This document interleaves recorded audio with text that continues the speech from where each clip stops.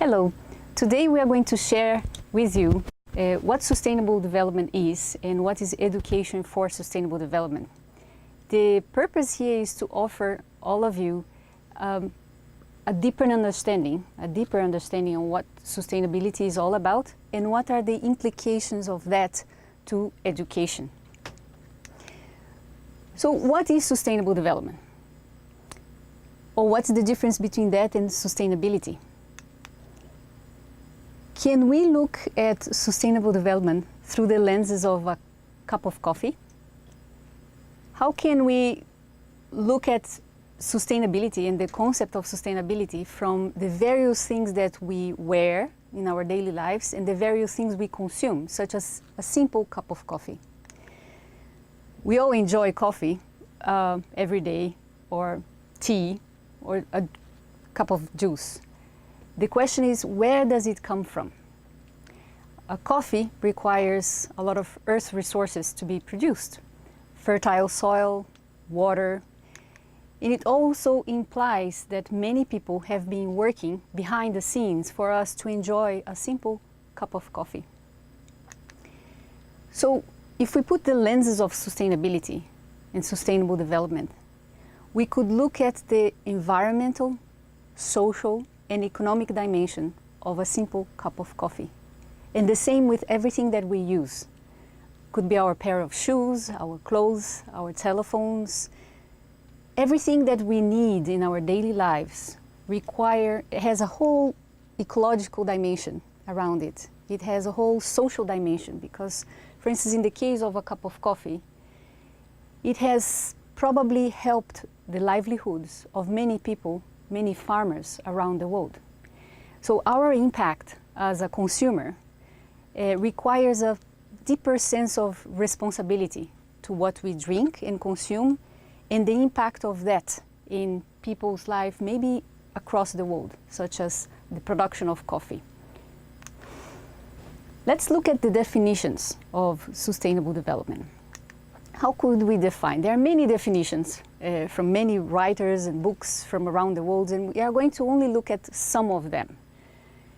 The core idea, or the main idea of sustainability, actually emerged in the decade of the 80s, when the United Nations Commission on Environment and Development, more known as the Brundtland Commission, puts together a report known as our Common Future Report. And the purpose of that was actually to look at the challenges that the world society, humanity, had to address in those days. It had to do with population, consumption patterns, production patterns, fertile soils for food security, and etc. And the most important thing, it had to do with the linkages of all of that. So the Brundtland Commission coined the term of sustainable development. And they defined it as the development that meets the needs of present generation without compromising the ability of future generations to meet their own needs. So how can we fulfill our needs without compromising the needs of future generations? If we consume all Earth resources to fulfill our needs, it shows a lack of consciousness and responsibility and care with future generations. So the core idea of sustainability has to do with intergenerational equity and responsibility. So it's very important. And this definition of sustainable development that the United Nations Brundtland Commission crafted inside our Common Future Report in '87 is the most well-known and quoted definition of sustainable development. But for that, we need to understand what needs mean.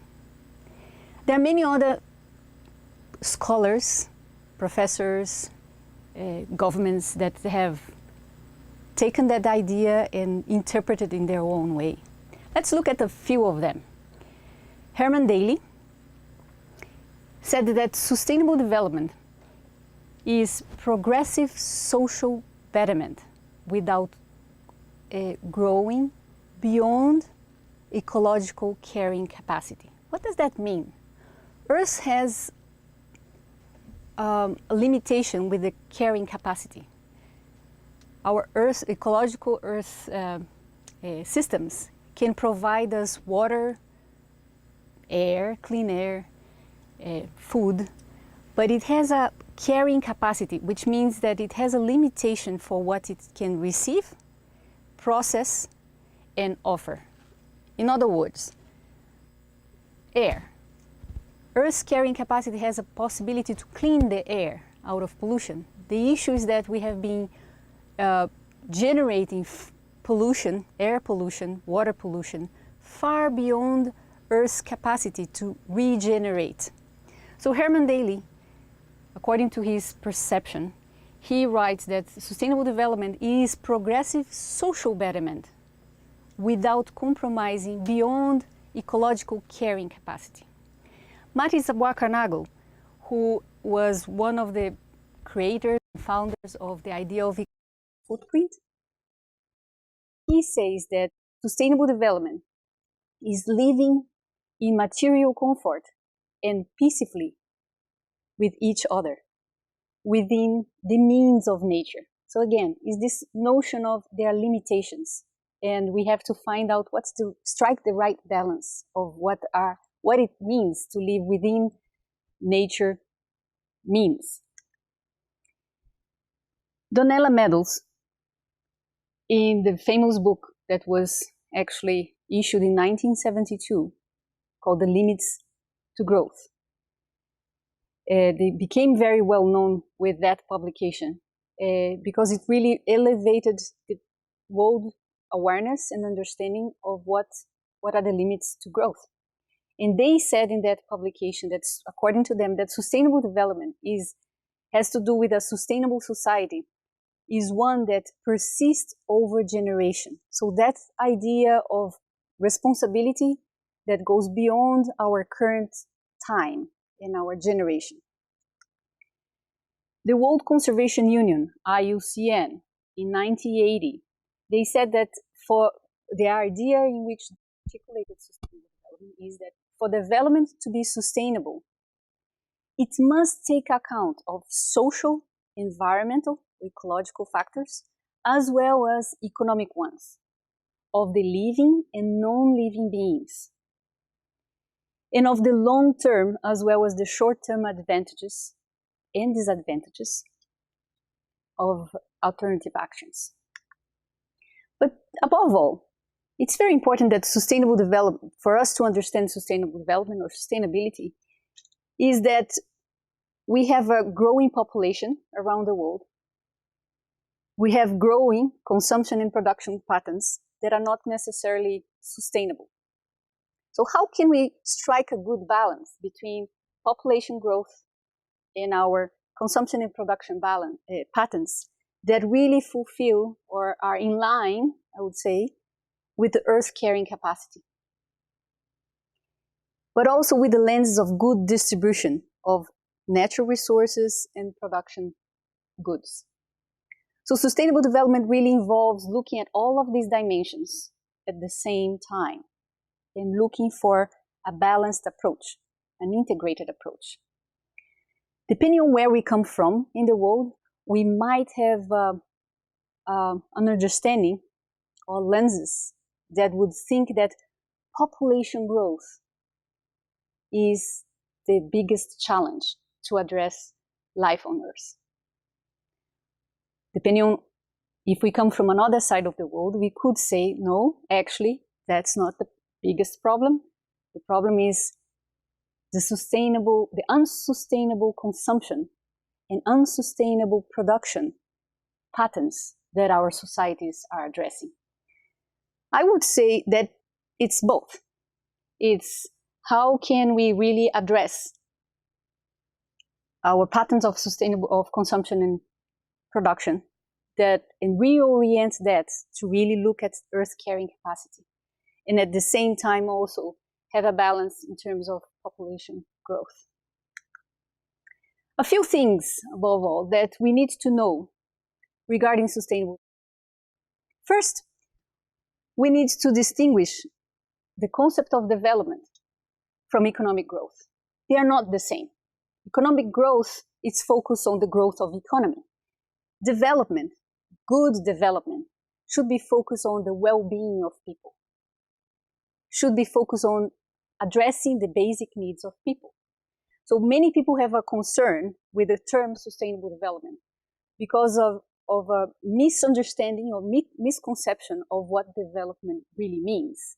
And the reason for that is that around the world for many years, the mindset of people have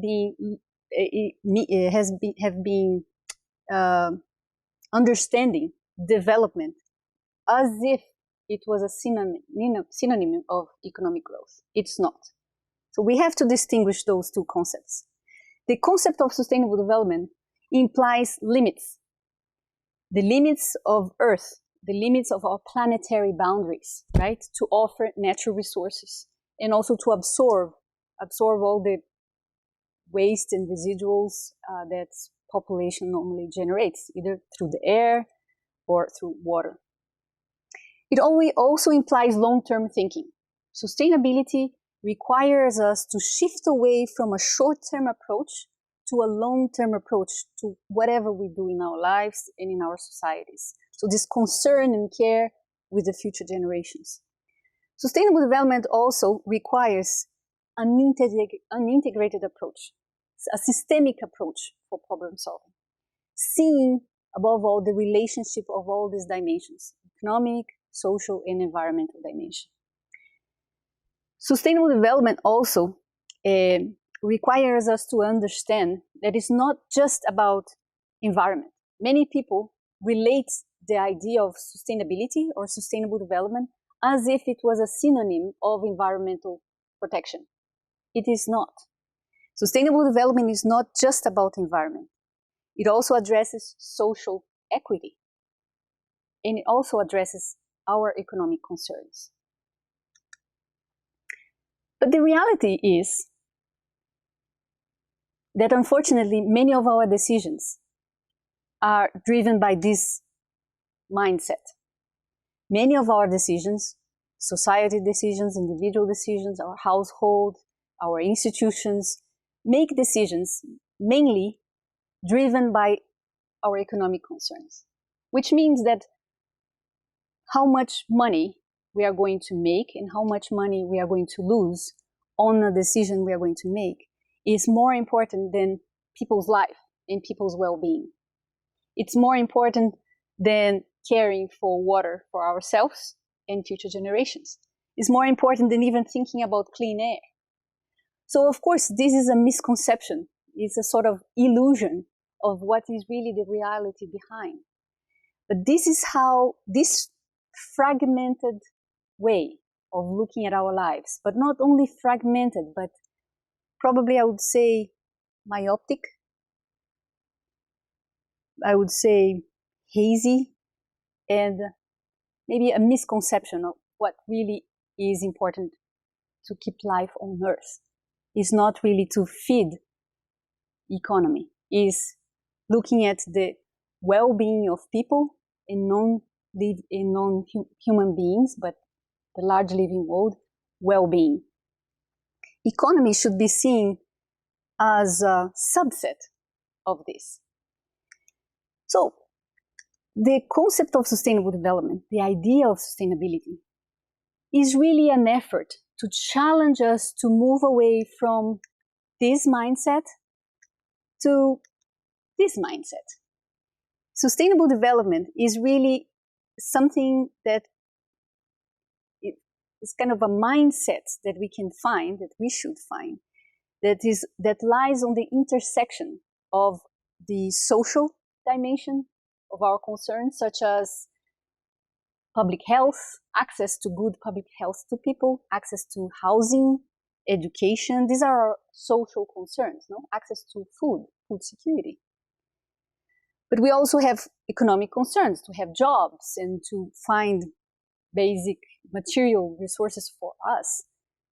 And we also have the environmental dimensions, which is the natural resources that are necessary for our well-being, so clean air, clean water, basic natural resources. And a good, I would say, well-balanced economic system. So sustainable development is really lies on this intersection of these three dimensions and concerns. Some people call it the triple bottom line. The triple bottom line of accounting.